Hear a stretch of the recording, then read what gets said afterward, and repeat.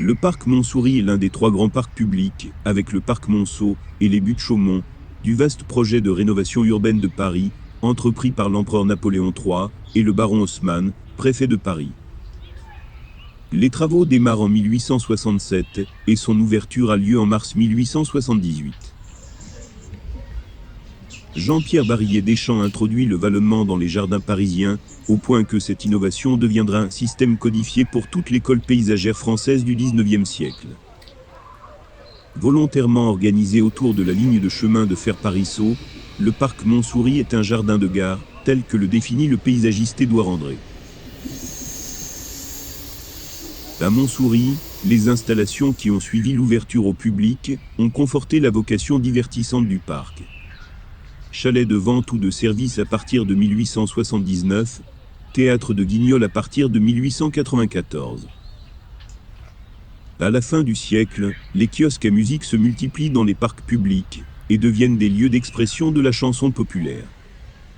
Celui de Montsouris, confirmé comme kiosque à musique à partir de 1889, continue de réjouir le public avec sa programmation de concerts. Dès son aménagement, le parc Montsouris accueille des installations scientifiques.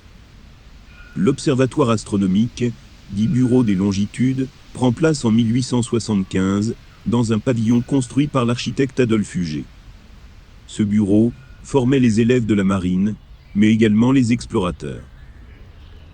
En 1872, un observatoire municipal météorologique est installé dans l'ancien pavillon tunisien de l'exposition universelle de 1867. Il fut détruit dans un incendie en 1991 pendant sa restauration.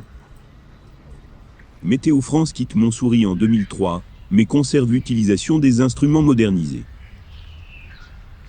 Montsouris et les jardins parisiens incarnent le modèle de l'école paysagère française du XIXe siècle, qui rayonna à travers toute la France et l'Europe, jusqu'aux États-Unis. Exemple de parc haussmannien, créé sous la direction de l'ingénieur Adolphe Alphand, véritable lieu de repos et de détente, hors de l'agitation urbaine, il permet aux Parisiens de s'y promener, de s'y reposer et de s'y distraire. Montsouris s'appuie sur les compétences d'ingénieurs, d'architectes, de paysagistes et d'horticulteurs, dont l'objectif a été de remodeler et d'embellir Paris.